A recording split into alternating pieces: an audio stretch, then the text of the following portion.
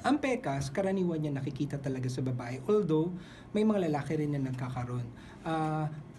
Ang pagkakaroon ng pekas ay sinasabing related sa estrogen levels, no? Lalo na yung mga babae na nag-supplement ng estrogen.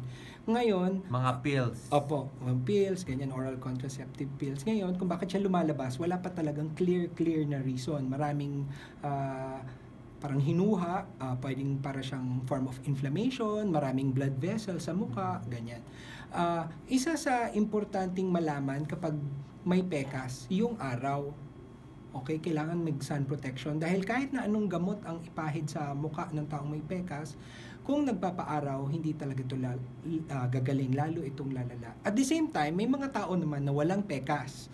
Tapos, gustong magpakinis ng mukha, gustong magpaputi. Ngayon, walang proper sun protection, walang sunscreen, biglang magkakaroon ng pekas. May parang form siya ng pagkasunog, no? Yung post-inflammatory hyperpigmentation. So, ang pinaka-treatment sa pekas, walang effective, not one treatment na magsabi ito ang best na treatment. Merong mga pamahid na makakapagpalighten. Tulad ng? Mga tretinoin, mga exfoliative treatments, pwedeng chemical peel. Pero ang pekas kasi, ano rin yan iba-ibang level may light, tapos may malalim na pekas. So definitely yung malalim na pekas, hindi yun maaabot ng mga chemical peel at saka yung mga gamot na ipinapahid.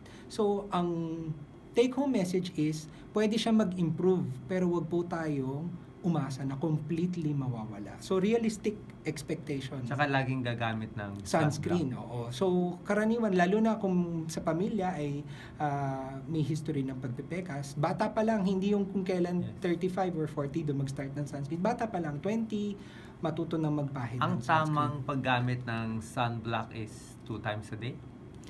Every 2 hours. Ideally, yan ang nasa parang FDA, no, sa mga packaging. So, ang SPF, yun yung guide natin, SPF 15, 30. Ngayon, kung nag-o-opisina, pwede na SPF 15 kasi the higher the SPF, mas maputi.